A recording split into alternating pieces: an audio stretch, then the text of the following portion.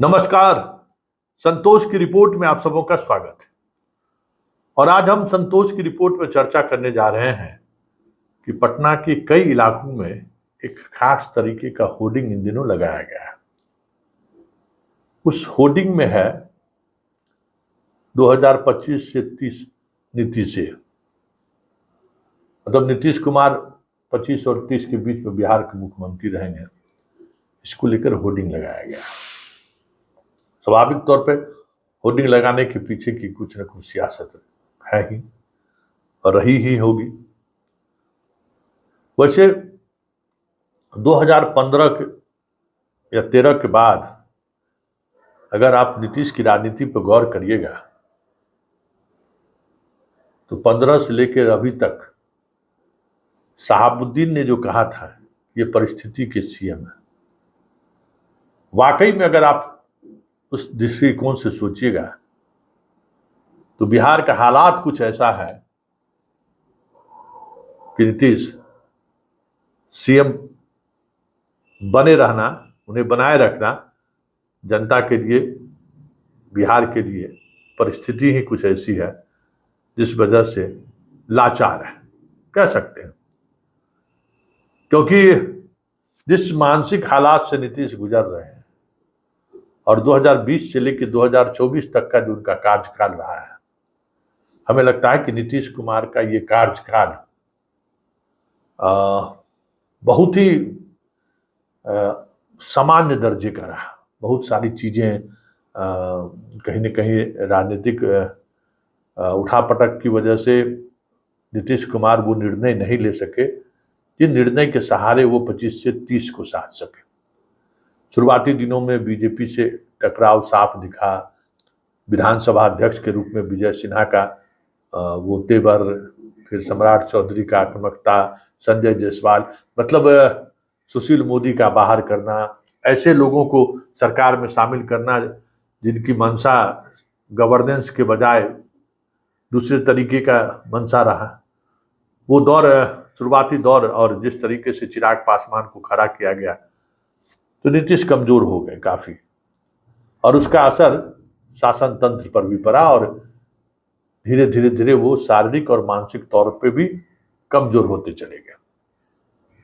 आज किस हालात में है कहने की जरूरत नहीं है, लेकिन इतना जरूर है कि नीतीश जिस मानसिक स्थिति से गुजर रहे हैं, आज भी 2025 से 2030 नीतीश के है, यह नारा भी इसलिए लिखा जा रहा है कि आज सामने कोई विकल्प नहीं है।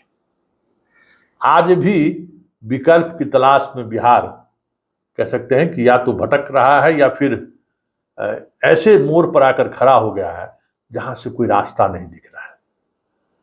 क्योंकि जिस राजनीति की बुनियाद पर नीतीश कुमार ने अपनी राजनीति शुरू की थी समता पार्टी बनाने के बाद, लालू के जंगल राज के खिलाफ, लालू के समय में अपराध और गवर्नेंस के बिगड़ते हालात को लेकर, आज भी नीतीश जब कभी भी राजनीतिक मूड में आते हैं तो उसी दौर को याद दिलाते हैं। मतलब बिहार की जनता 20 वर्षों से, 2005 हो गया, 2025 होने जा रहा है, 20 वर्षों से लगातार इनको सत्ता पर बिठाए हुए हैं। अपनी वजह से ये सत्ता से हटे हैं, जनता इनको नहीं हटाया है, अपनी वजह से हटे हैं। जब 2 बार हटे तो ये अपनी वजह से हटे। एक बार जीतन राम मांझी के समय एक बार हटे, फिर आए। वो जो बदलाव हुआ वो अपनी वजह से उन्होंने बदलाव किया, जनता ने नहीं हटाया। लेकिन जो चीजें सामने आई और जिस तरीके से सामने आई, ऐसे में अब क्या लगता है कि इन्हें 25 से 30 का मौका मिलना चाहिए। ये सवाल आपसे भी है और अपने आप से भी है कि कब तक लालू का परिवार का भय दिखाकर नीतीश कुमार परिस्थिति के मुख्यमंत्री बनते रहेंगे। लेकिन बड़ी बात यह है कि विकल्प क्या है। हर बात पे जनता इसी चौराहे पर आकर खड़ी हो जाती है कि आखिर ये जो नारा लगाया गया है, उस नारा लगाने वाले के पीछे जो भी खड़ा हो, सवाल है कि वोट देगा तो देगा किसको। और यही सवाल 2024 के लोकसभा चुनाव में जदयू के वोट बैंक को लेकर जो कुछ भी बचा हुआ है वो मजबूती के साथ खड़ा रहा और बीजेपी का इसको लाभ मिला। बीजेपी क्यों आज बैकफुट पर है, उसकी वजह यही है। ऐसा नहीं है कि गवर्नेंस को लेकर अब नीतीश के साथ लोग हैं, और ऐसा भी नहीं है कि उनकी जो योजनाएं हैं उन योजनाओं से प्रभावित होकर लोग आज नीतीश के साथ, ऐसा भी नहीं है। वजह एक तो लालू परिवार का शासन करने का स्टाइल है, उस स्टाइल में अभी तक कोई बदलाव नहीं हुआ है, इसलिए लोग अपने आप को जोड़ नहीं पा रहे हैं। और दूसरी कि कोई विकल्प उस तरीके से नहीं आ रहा है सामने, विकल्पहीनता वाली स्थिति है। ऐसे में इन नारों का आज के तारीख में भी कुछ न कुछ महत्व तो है। संगठन का विस्तार कर रहे हैं, कल भी संगठन का विस्तार हुआ है, और संगठन के विस्तार की स्थिति देखिए। युवा अध्यक्ष, जदयू के युवा अध्यक्ष बदल दिए गए, लेकिन मुख्यमंत्री को इसकी जानकारी तक नहीं थी।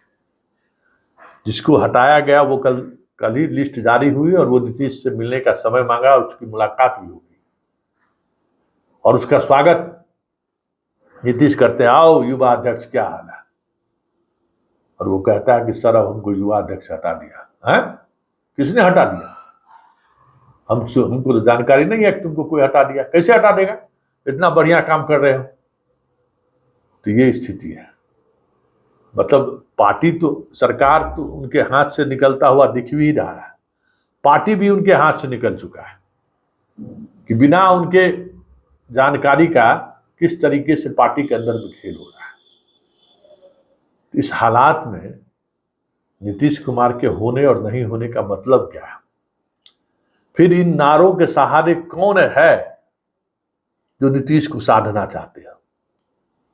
क्योंकि नीतीश अब इस स्थिति में नहीं है कि सरकार और पार्टी दोनों में जो कुछ भी हो रहा है या जो कुछ भी होने जा रहा है उनकी सहमति से या उनकी जानकारी से हो रहा है।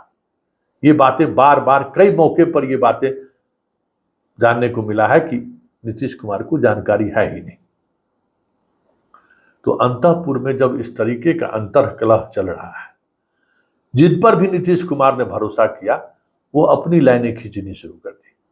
जिस पर भी भरोसा उसने किया, जो जिस वजह जो भी रहा हो, जो भी भरोसेमंद लोग उनके साथ थे उन पर उन्होंने भरोसा किया कि पार्टी चलाएंगे, सरकार चलाएंगे।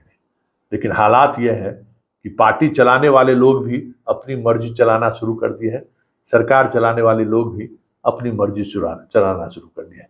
दोनों अपनी मर्जी चला रहे हैं और दोनों नीतीश के केंद्र बिंदु में, दोनों के केंद्र बिंदु में नीतीश कहीं नहीं है।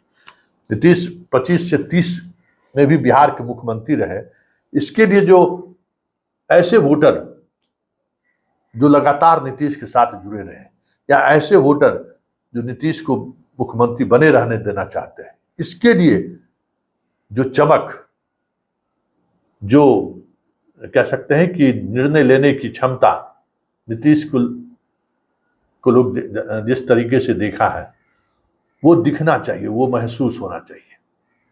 ये अलग बात है कि चीजें बदल गई हैं, लेकिन बदलने के बावजूद भी ये एक महत्वपूर्ण बात है कि वो चीजें दिखनी चाहिए, क्योंकि नीतीश के वोटर को भी ये दिखना चाहिए कि वो बीजेपी के साथ मजबूती से बात कर सकते हैं, डील कर सकते हैं।